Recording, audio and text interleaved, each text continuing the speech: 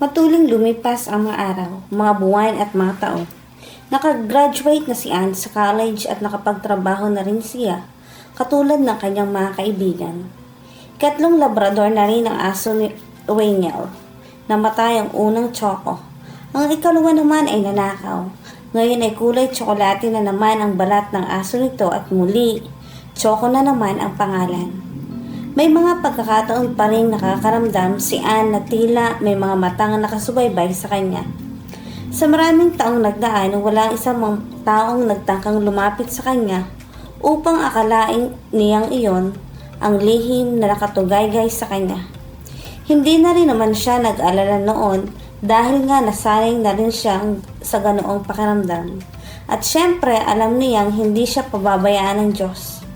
Wala pa rin silang balitang mag-ina tungkol sa daddy niya. Pinapasa Diyos na lamang niya ang tungkol doon. Kahit paano ay matutuwa na rin siyang makitang nakarecover na ng tuluyan ang kanyang mami. Bumalik na ang dating sigla nito. Masayahin at puno ng pag-asa. Hindi na rin ito naririnig na umiiyak sa gabi. Si Rainiel ay bihira nang magpakita sa kanya mula nang talampakin niya ito. Nasasakal na siya sa pagbubuntot-buntot nito sa kanya. Sinabi niya, ibaling na nito ang damdamin sa babaeng kaedad nito at napapahiya na siya dahil ang akala ng ibang nakakakita sa kanila ay pumapatol siya sa isang napakabatang katulad nito, na sa paningin ng ibang tao ay isa siyang cradler snatcher.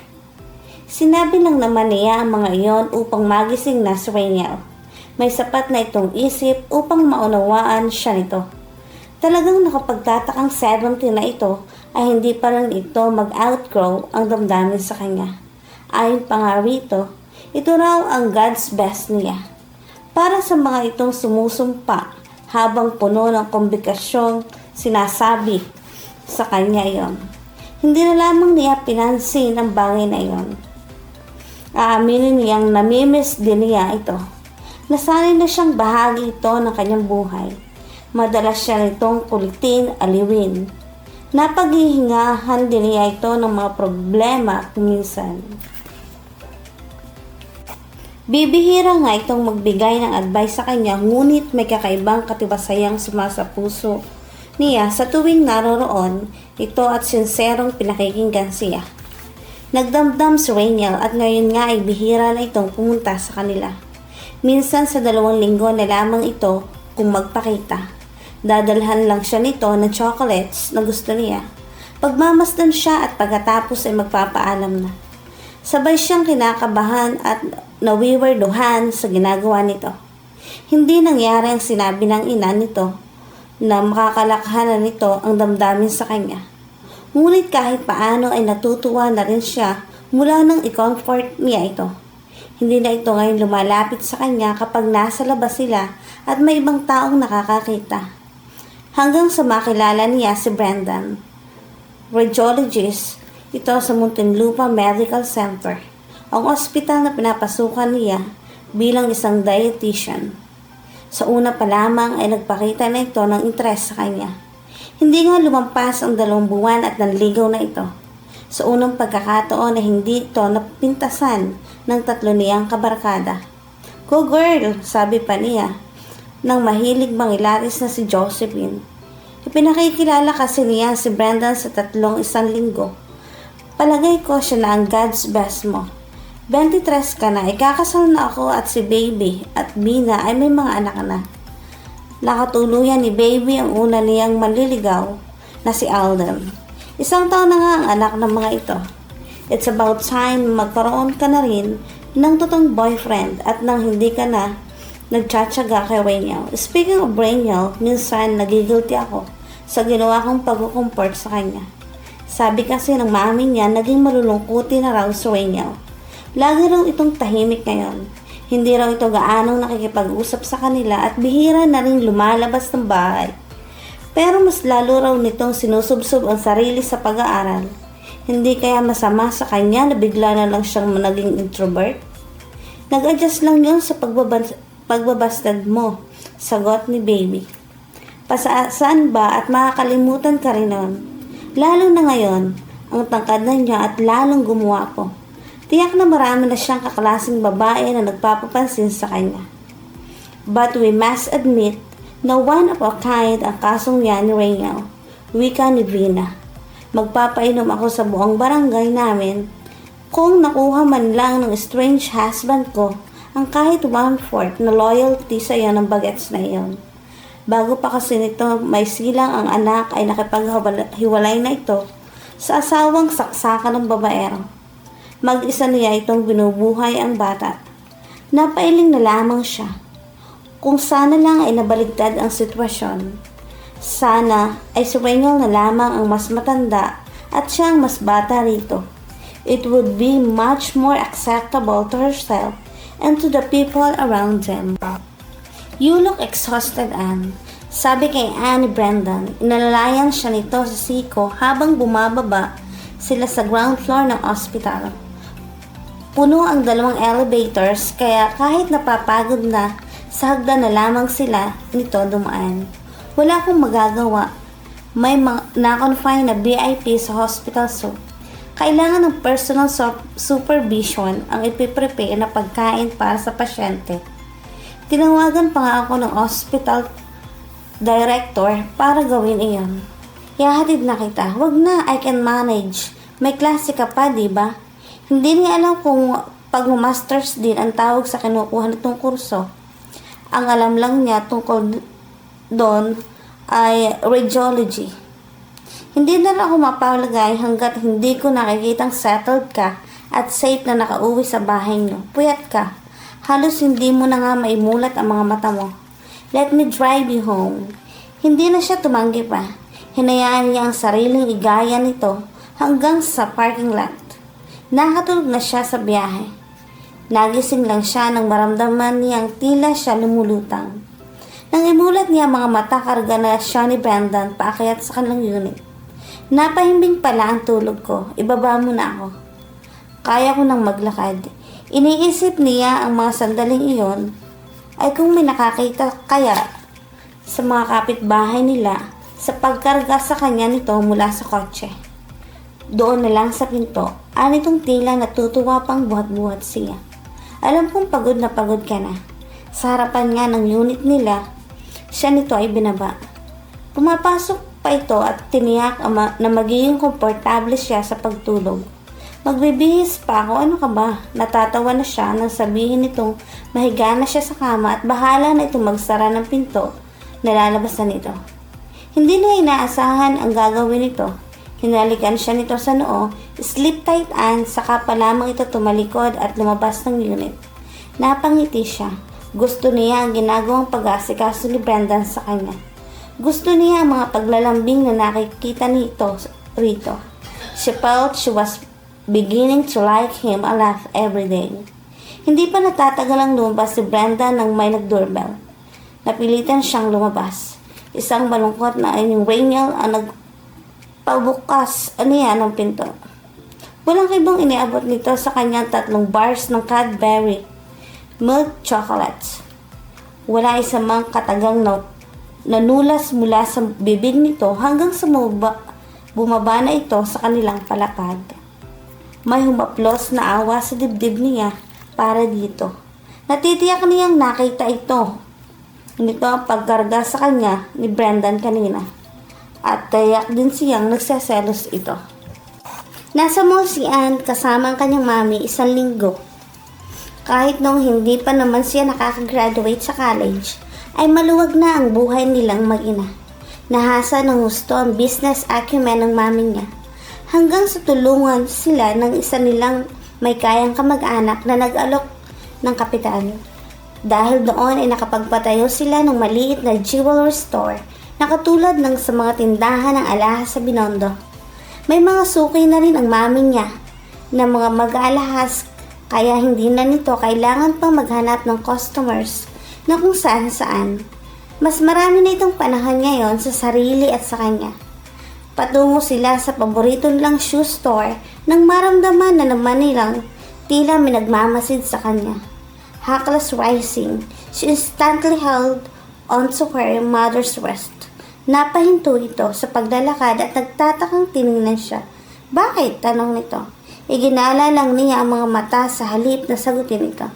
Don't tell me, nararamdaman mo na namang may nagmamasid sa'yo. Hindi pa rin siya umimik. Patuloy lang na ginagalugad ng kanyang mga mata ang paligid. Hindi naman gaanong maraming tao sa palapag na kinaroroonan nila. Kung dati ay natutunan na niyang ipagwalang bahala ang pakiramdam na iyon, ngayon ay niabot na niya ang puntong naiinis na siya. Kaya kailangan na talaga niyang malaman kung talagang may lihim na nagmamasid sa kanya o kailangan na niyang magpatingin sa isang psychiatrist. Anak naman, bakit pa hanggang ngayon hindi mo maihiwalay sa sistema mo ang pakiramdam na yan?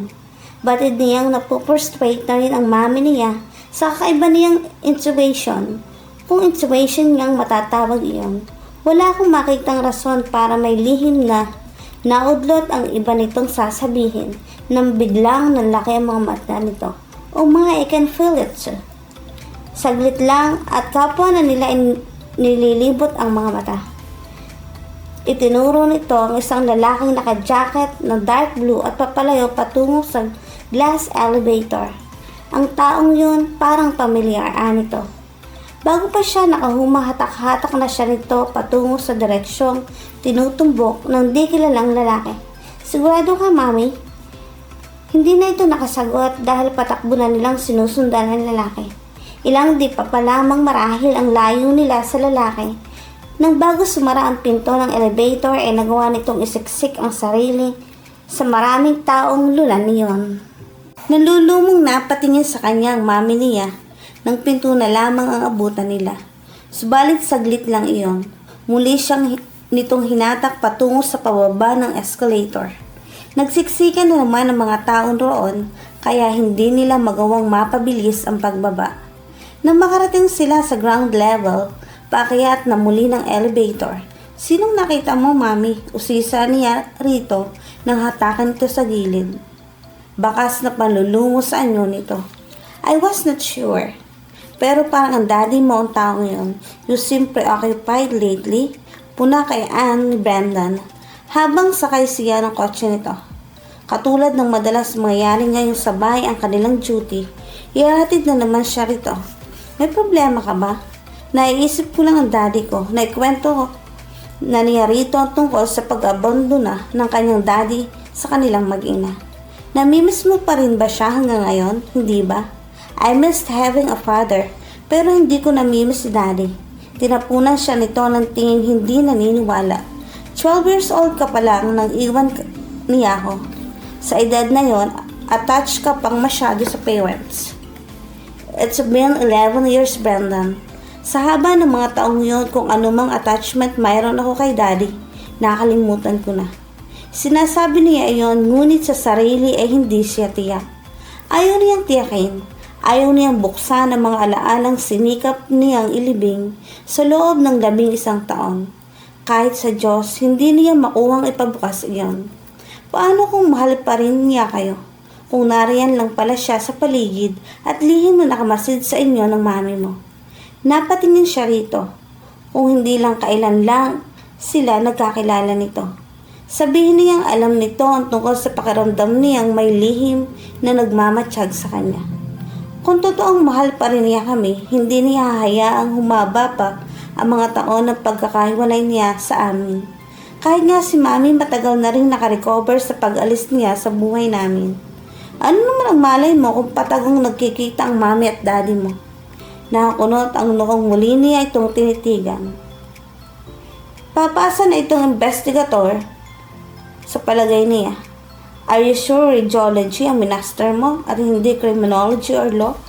Natawa na naman ito. Posible yun, hindi ba? Imposible yun. Masyado kaming close ni mami. Para hindi ko na mahalata sa kanya ang mga ganong secret. Isa pa, bakit kailangan pa nilang patagong magkita kung sakali nga? Mag-asawa naman sila. May punto ka riyan. Hindi na ito umimik pa pagkatapos. Para tuloy naguguluhan siya rito. Isa lang ang dahilang naisip niya kaya ito umakto ng ganoon. Do you think okay lang sa parents mo na makipagkaibigan ka sa tulad kong produkto ng broken family? Bumaling agad ito sa kanya nakangiti. First, wala na akong parents. Pareho na silang patay. Secondly, Kahit nung nabubuhay pa sila, hindi sila nakikialam sa pagpili ko ng kaibigan. And lastly, kung nabubuhay pa sila ngayon, tiyak na 100% kang pasado sa kanila para sa akin. Sinundan pa nito ng King Dot ang sinabi. Naginit ang kanyang mga pisngi sa huli nitong tinuran. Noong nakaraang Sabado ay nilinaw na nito sa kanya ang nais nitong mangyari sa kanila. At kahit natuwa siya at kinilig pa, sinabi niya ritong nais niya munang magpakilala pa silang mabuti. Ipinaparada pa lamang ni Brendan ang kotse nito sa parking area ng BLC ay nakita na niya si Raynel. May kasama itong isang maganda at smarting babae na sa tingin niya ay matanda lang ng kaunti sa kanya. Makakasalubong nila ang mga ito sa daang lalakaran nila ni Brendan. Mabagal lang na naglalakad ang mga ito kaysa saya. Para bang higit pa sa pagiging magkakilala, lamang ang relasyon ng dalawa batay sa malalagkit na sulyap na ipinupukol ng mga ito sa isa't isa. Tila nga hindi pa rin sila nito napapansin.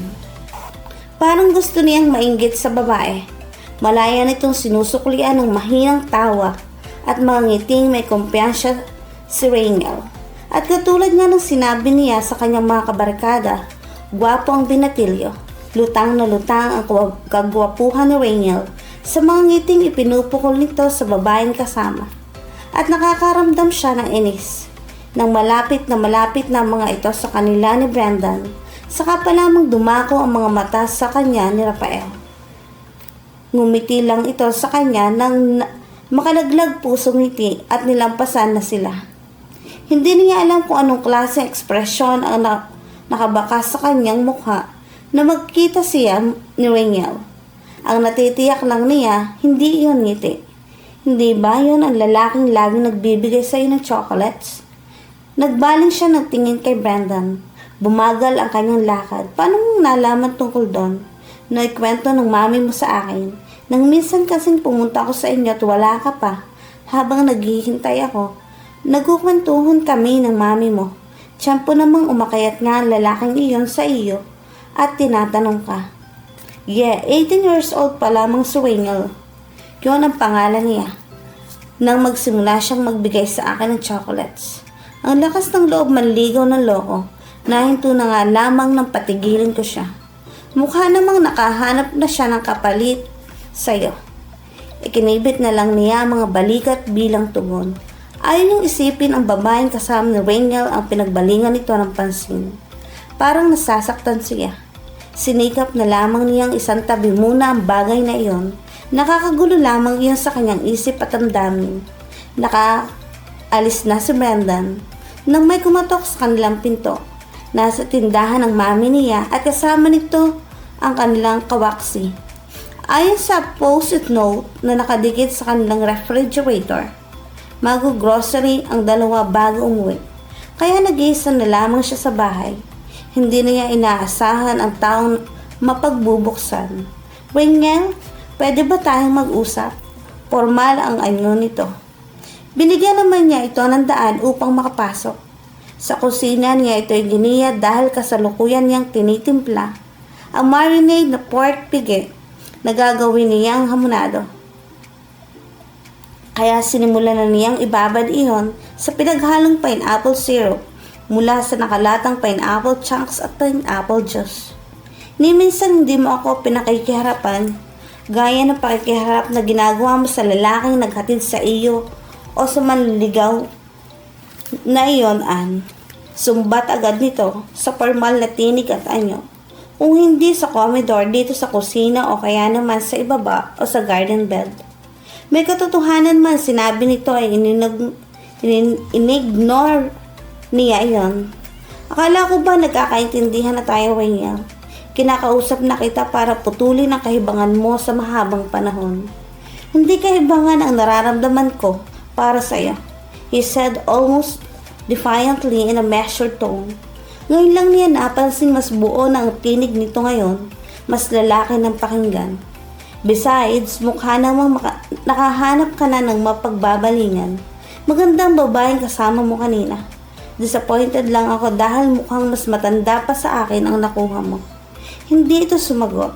Napatingin siya rito. Titig na titig ito sa kanya na tila ba may kung ano itong matutuklasan sa kanyang mukha. Nagseselos ka ba? Hindi niya tiyak kung selos nga ang nararamdaman niya kanina sa babaeng kasama nito. Kung ano man iyon, sinikap na lamang niyang itkubli iyon ng pagak na patawa. Bakit naman magseselos? Lumapit pa ito sa kanya. Hindi nito inalis ang titig sa kanyang mga mata. Nawala ang tawa niya. Hindi na niya alam kung anong reaksyon at nakikita ngayon ng kanyang mukha nang kunin nito ang mga kamay niyang nakalubog sa pinagbabara niya ng karne. Malamang na nakamaang siya. Tila nag-estatwa siya dahil sa ginawa nito. Tikim lamang naman ang halik iyon, iisang segundo. Ngunit bakit tila ibig magsagulaman ang kanyang mga tuhod? Bago pa lamang siya makapag-isip, isang malakas na sampal na ang kanyang pinadapo sa pisngi nito. Hindi yun ang nais niyang gawin, ngunit iyon ang reaksyon ng kanyang isip nang mapahiya siya. Bakit hinayaan niyang halikan siya na ganoon sa paraan ni Reynald? Nahihibang na yata siya. Hapong-hapo siyang napasandal sa kitchen counter pagkatapos. Umalis ka na, Reynald. Halos bulong na lang ang tinig na lumabas mula sa bibig niya. Umalis ka na at huwag ka nang babalik.